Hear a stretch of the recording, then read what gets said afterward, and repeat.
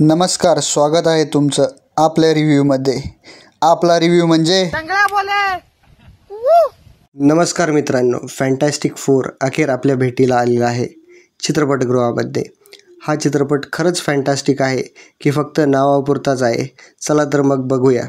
सर्वप्रथम या चित्रपटातील दृश्यांकन म्हणजे एकदम डोळ्याला पारणं फेडणारे आहेत। 1960च्या शतकातील रेट्रो स्टाईल, कलरफुल कॉस्ट्यूम आणि फ्युचर टेक यांचं भन्नाट मिश्रण पाहायला मिळतं। दिग्दर्शक मॅट शॅकमन यांनी MCUमध्ये एक वेगळा फील आणण्याचा प्रयत्न केला आहे, जो यशस्वीपणे जमलाय। काही दृश्य तर थेट कॉमिक्समधून उचलल्यासारखी वाटतात। पेड्रो पास्कल यांनी निभावलेला रीड रिचर्ड्स बुद्धिमान पण भावनिक दृष्ट्या गुंतलेला वाटतो। वेनेसा किर्बी म्हणजेच सू स्ट्रॉम ही खरंच शोची स्टार आहे। एक शक्तिशाली आई, बायको आणि लढवय्या सुपर हिरो आहे। जोसेफ क्विन म्हणजेच जॉनी स्टॉर्म यांनी आणि इबॉन मॉस बॅचर म्हणजेच बेन ग्रिम यांच्यातील केमिस्ट्री खूप मस्त जमून आली आहे। पण विशेष उल्लेख करावा म्हणजे तो गॅलेक्टसचा।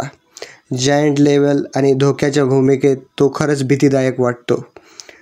कथा अशा वळणावर सुरू होते जिथे फॅन्टॅस्टिक फोर आधीच सुपर हिरो आहेत, त्यांचं अर्थ वाचवण्याचं मिशन, सू स्ट्रॉमची प्रेग्नन्सी आणि गॅलेक्टसचं संकट या सगळ्यांमध्ये भावनिक आणि थरारक क्षण आहेत।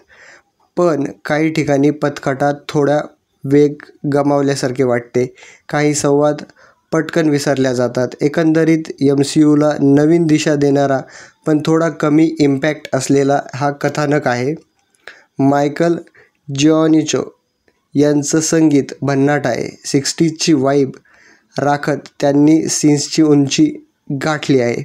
BGM हे दृश्यांशी परफेक्टली सिंक होतात आणि थरार अधिक तीव्र करतात।